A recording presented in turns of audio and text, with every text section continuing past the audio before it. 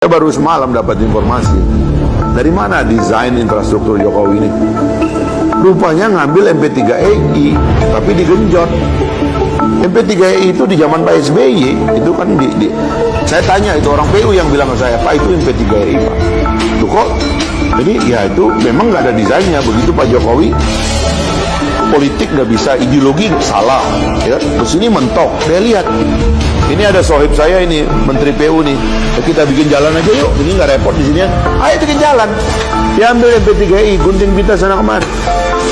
Di tengah jalan bleeding.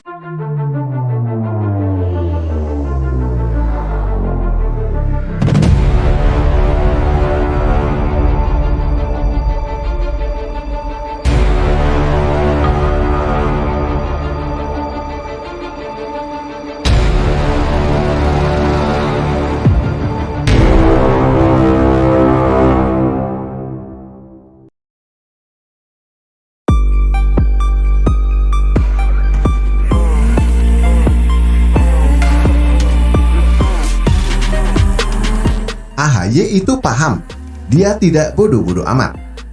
Ditulis oleh Erika Ebener. Kalau saya membandingkan pendapat Agus Harimurti Yudhoyono atau AHY dan Fahri Hamzah, saya lebih menghargai pendapat Fahri Hamzah. Fahri Hamzah menyebut bahwa desain pembangunan yang dilakukan Jokowi berasal dari Master Plan for Acceleration and Expansion of Indonesia Economic atau MP3EI yang dibuat di masa SBY.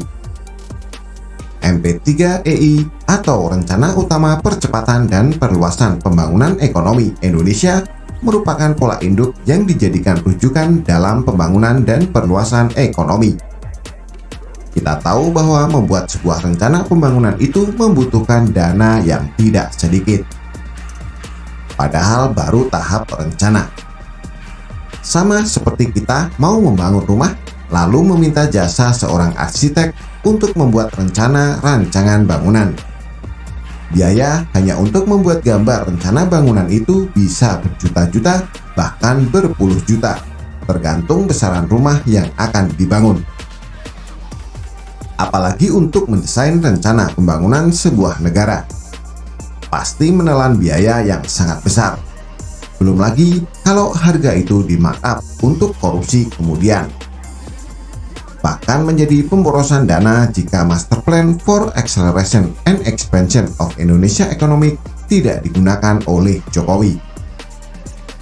Saya tidak tahu seperti apa wujud dari Master Plan for Acceleration and Expansion of Indonesia Economic atau MP3EI yang dibuat SBY dan diributkan oleh Fahri Hamzah.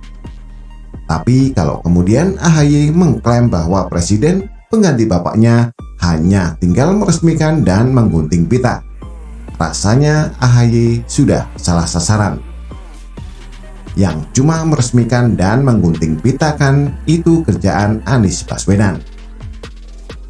Dalam videonya, AHY begitu bersemangat mengatakan bahwa di era bapaknya banyak pembangunan direncanakan, dipersiapkan, dialokasikan anggarannya, dimulai pembangunannya hingga banyak yang sudah terbangun 70%, bahkan sudah ada yang 90%. Tinggal gunting pita. Pertanyaannya, mengapa SBY merencanakan, mempersiapkan, mengalokasikan anggarannya, dan memulai pembangunannya hingga 70 bahkan 90, tapi tidak diselesaikan?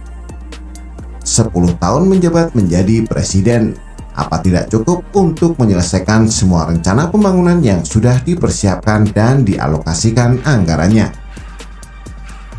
Siapa di antara pembaca yang mau menerima pekerjaan pembangunan rumah oleh kontraktor lalu diserahkan dalam kondisi penyelesaian rumah hanya 90%? Padahal RAB sudah dibayar lunas 100%.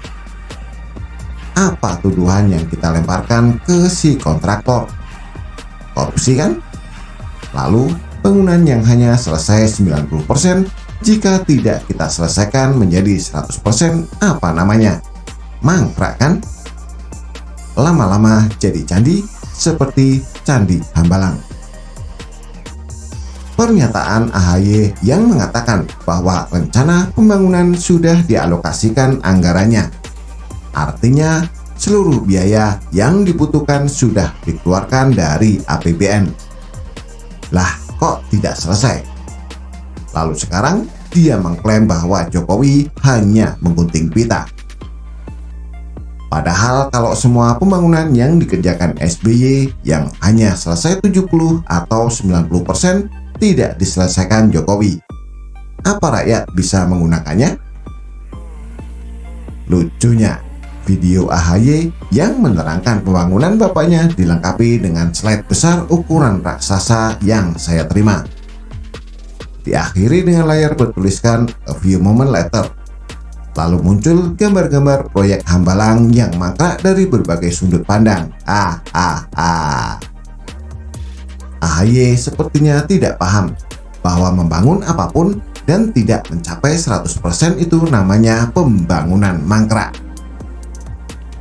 Jika saja seluruh proyek infrastruktur yang direncanakan SBY selesai, mungkin 10 tahun Jokowi menjabat sebagai presiden bisa membangun 2 kali lipat lebih banyak pembangunan yang dia lakukan. Tapi karena sebagian dari periode Jokowi harus digunakan untuk menyelesaikan pembangunan mangkrak warisan SBY, maka pembangunan yang direncanakan Jokowi sendiri hanya setengah dari kapasitas yang bisa dilakukan. Sedangkan dari sisi pembiayaan, APBN di era Jokowi tetap harus mengeluarkan alokasi dana penyelesaian pembangunan proyek-proyek mangkrak warisan SBY.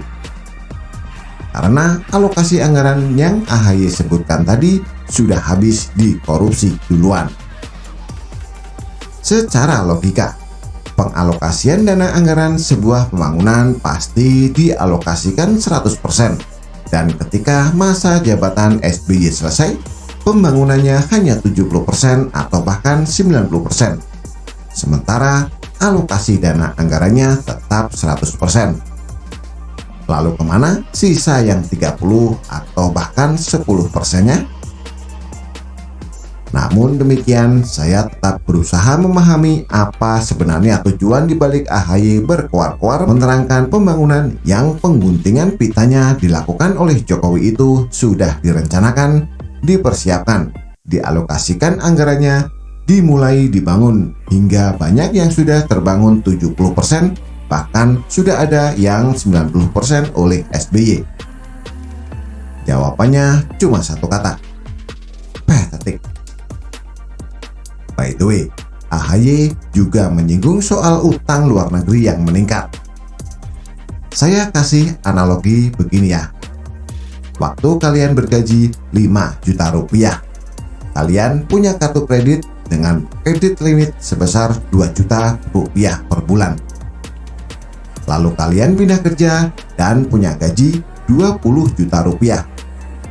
Kredit limit kartu kredit kalian dinaikkan menjadi 7 juta rupiah atau bahkan lebih. Dari sisi presentasi, mana yang lebih besar kredit limitnya? Apakah kredit limit yang 2 juta dari 5 juta yaitu 40%, atau yang 7 juta rupiah dari 20 juta rupiah atau 35%? Sri Mulyani pada acara Rossi yang tayang di bulan Agustus 2017 mengatakan, "Saya ingat 2004, saya jadi anggota kabinet di zaman Pak SBY. Waktu itu ekonomi kita size-nya hanya 2.400 triliun rupiah. Utang bukan Pak SBY bikin utang, tapi itu utang yang berasal dari sebelumnya sebesar 1.200 triliun rupiah. Jadi separuhnya dari GDP kita. Sekarang orang melihat utang kita 3.400 triliun rupiah. Kok banyak banget? 3 kali lipatnya. Ini Indonesia krisis nggak? Tapi GDP kita sekarang 13.600 triliun rupiah. Jadi secara prosentase utang 3.400 triliun rupiah dari GDP 13.600 triliun rupiah lebih kecil dibandingkan utang yang 1.200 triliun dari GDP 2.400 triliun rupiah. itu kepikir nggak sama AHY? Pastinya kepikir dong. AHY juga nggak bodoh-bodoh amat.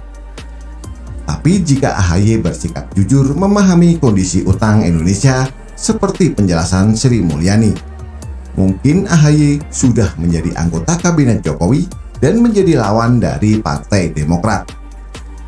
Pun tentang rencana pembangunan yang diklaim AHY sudah selesai 70% bahkan sampai 90%. AHY pasti juga paham bahwa itu semua adalah pembangunan yang mangkrak. Tapi lagi-lagi AHY berakting bodoh seakan-akan pembangunan itu bisa diestafetkan tanpa membicarakan estafet anggaran yang sudah dialokasikan. Saya yakin AHY itu tidak bodoh-bodoh amat. Tapi karena kepentingan politik, dia berani tampil bodoh. Kalau Tuhan iseng akting bodoh itu jadi bodoh beneran bagaimana? Lama-lama AHY akan terstigma bodoh seperti Gubernur Jakarta. Sebentar. Kalau Gubernur Jakarta itu bodohnya beneran apa akting juga ya? Bagaimana menurut Anda? Silahkan tulis komentar di bawah.